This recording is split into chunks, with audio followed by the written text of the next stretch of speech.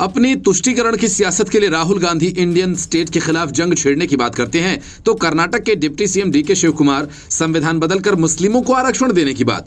DK Shiv Kumar के इस बयान के बाद देश का सियासी माहौल गर्मा गया। संसद में बीजेपी ने कांग्रेस के खिलाफ बड़ा मोर्चा खोल दिया। कर्नाटक के उप मुख्यमंत्री डीके शिव कुमार ने मुस्लिम आरक्षण को लेकर एक बयान दिया। इस बयान के बाद राजनीतिक गलियारों में हंगामा मच गया और यह बयान उस आरक्षण नीति को लेकर है जिसे कर्नाटक सरकार लागू करने जा रही है। इस नीति को कोर्ट में चुनौती दिए जाने की संभावना है।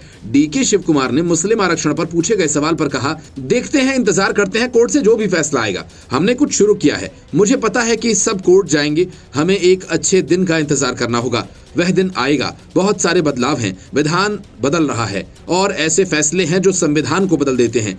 इस बयान के बाद बीजेपी ने कांग्रेस पर जमकर हमला बोला और इसे तुष्टीकरण की राजनीति करार दिया। बीजेपी ने डीके शिव कुमार के इस बयान को कांग्रेस की मंशा का सबूत बताया और कहा कि कांग्रेस संविधान को बदलकर मुसलमानों को आरक्षण देना चाहती है। बीजेपी नेताओं ने इसे गैर कानूनी और संविधान के खिलाफ बताया। साथ ही कांग्रेस पर आरोप लगाया कि वो हमेशा से राष्ट्रीय हितों को नजरअंदाज कर तुष्टीकरण की राह पर चली है।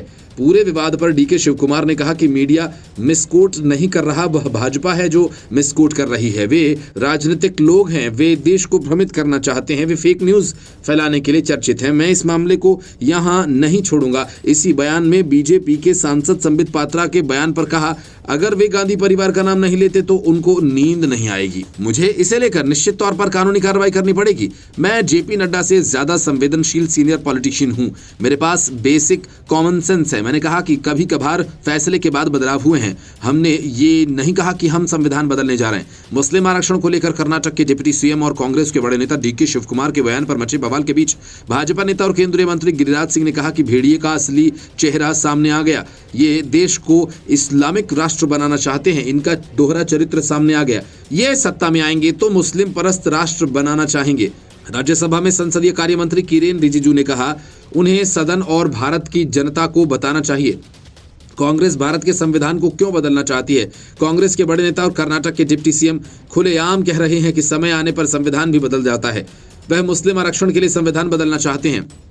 कांग्रेस पार्टी कॉन्स्टिट्यूशन पर अटैक करने की एक हिस्ट्री शीटर पार्टी है।